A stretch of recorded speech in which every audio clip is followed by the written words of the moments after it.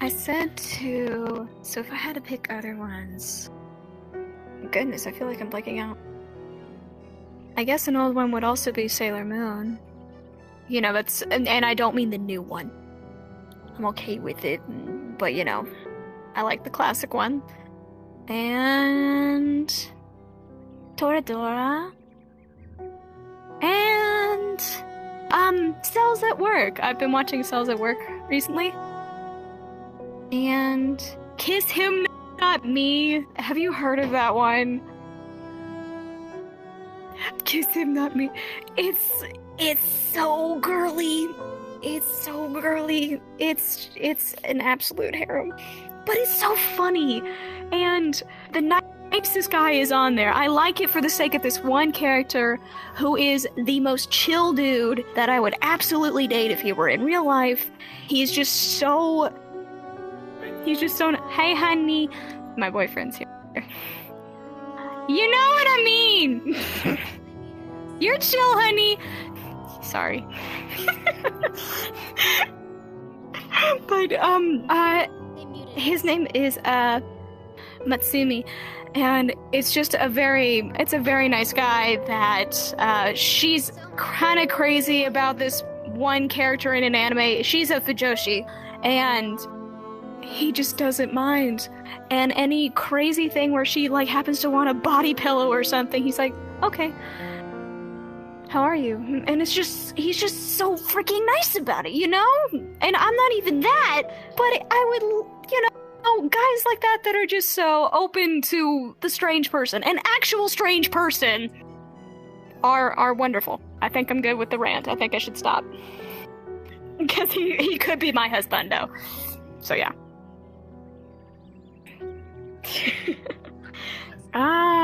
Yes it is, and... Yes, I've seen some of it. I wouldn't mind watching it again. There is a girly character that I've only seen one part, and she looks really young, and I kind of get old of seeing young girls kind of put in, you know, upskirt or kind of nudish shots, you know, stuff like that. I get a little old of it. Yeah. I've always wanted to be a teacher, and I didn't really mind what facet of life really brought me to what, as long as I got to teach. Because, I mean, I've been doing that all through college, where I'm usually a very approachable person when it comes to an educational setting. Whenever an assignment is made, usually anybody can come up to me, and I will walk them through whatever the teacher didn't explain well, and it's fun for me. And I was usually the teacher's pet anyway. I would be after class just working on whatever it is because I wanted to get it done and over with. I didn't want to wait until the last minute for a lot of stuff, and I was usually the person that, you know, people came to during those hours. When I think of that person, I usually think the guy has semi-long hair, like medium-length hair that reaches his shoulders. He's got glasses, decent facial hair, and maybe has an affinity for vests. Maybe. Or a cardigan. Yes, bingo. Exactly. That would be the funniest thing. Do you like cardigans? Okay. Where do you often look for fashion? Like, do you have a specific look that you go for? Do you go for any muted tones? Or do you go for, like, eccentric? Oh, do you have earrings? Good. Alright, good. Want to make sure. I feel like... Okay. My fashion sense. Usually, I go for... in a teaching setting where I'm, you know, obviously being professional. Thankfully, at the school that I work at, we're allowed to wear what we please, and thankfully, our boss knows that we are only taking care of kids. We're not trying to look, you know, amazing. We're just trying to be cute. And I can wear usually all black if I want to. I can wear very fluffy clothing. I've got a very fluffy jacket.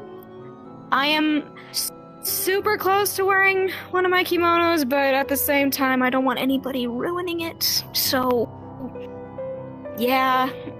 If I'm hanging out with kids that are working on laptops, I might wear it that day. But if it's an arts and crafts day, I'm usually wearing mom jeans, and I'm wearing a really nice long sleeve shirt with chokers. I've recently got a haircut. Usually I would have space buns in my hair, and I'll put stuff like flowers or pencils in them, and yeah. Oh, but my makeup's usually the weird part. I like to do a lot of drawings on my face, and thankfully no one's been weirded out by my drawing yet. At least I think so. No one's made fun of me.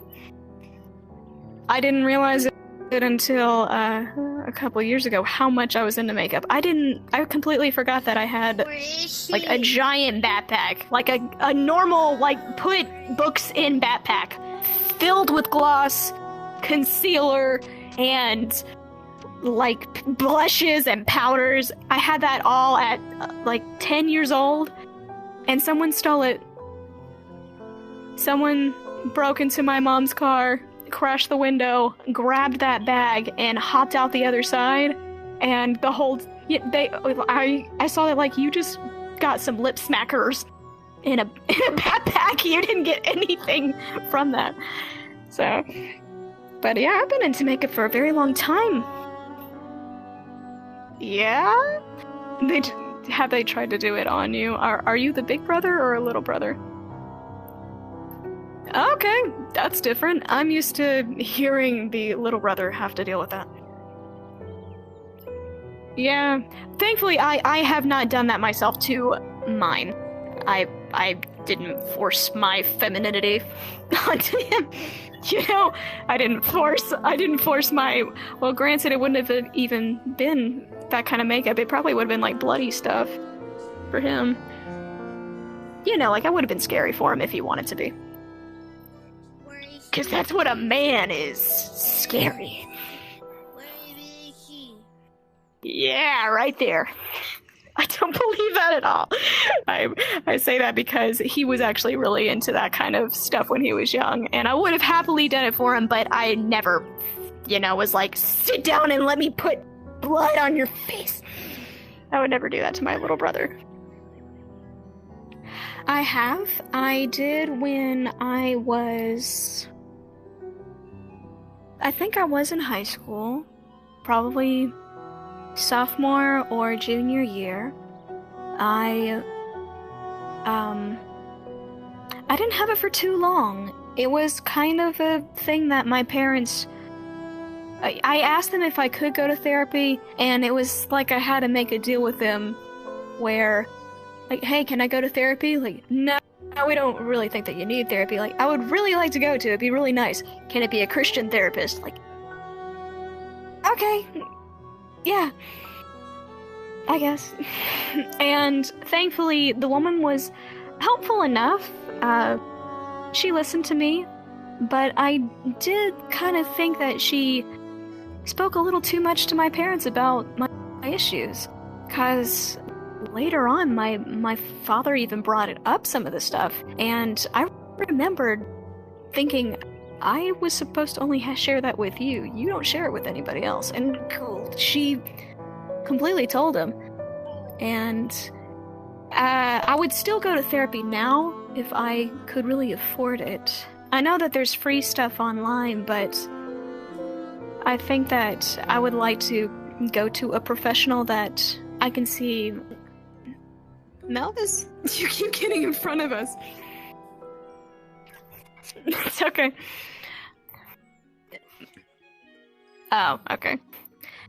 But, like, I don't consider that to be my view of therapy, what this person did. Because that's unprofessional. But at the same time, for all I know, my parents found a therapist where they made a deal with her to learn about me through her. I don't know. I found it very strange that he happened to know so much about what that woman got out of me. It should be, and that's what I was told when I went into it, but when I asked my dad about it, he said, hey, So, when we do this, does this do this? Like, how on earth do you even know about my issue with this? So... And, you know, it's not necessarily his fault. For all I know, she felt like it was important to tell them. Which, you know, it wasn't like, it wasn't anything drastic. But still personal. So. But that was my experience with therapy. I hope I didn't talk too much. I apologize. You know, with quarantine and everything, I haven't been socializing that much, so I don't know when I'm being weird. And I'm really hoping that I wasn't. So, okay, all right, cool. I'm sorry. I got closer for you. Is that good? Okay.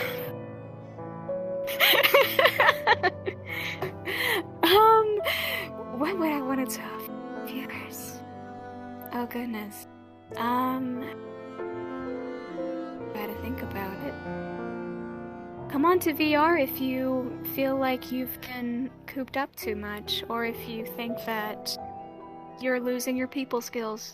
Because I'm definitely receiving them again. Being out in this kind of place is very similar to going to a party or other kind of get-together, but you have no fear of being touched or being hugged, and nobody has to know who you are, because you just, you know, you give out to the world what you want in this place.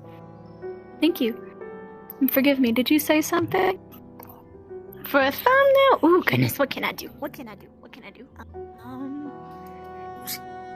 Hold on a second. Let me figure it out. Ice. Yes.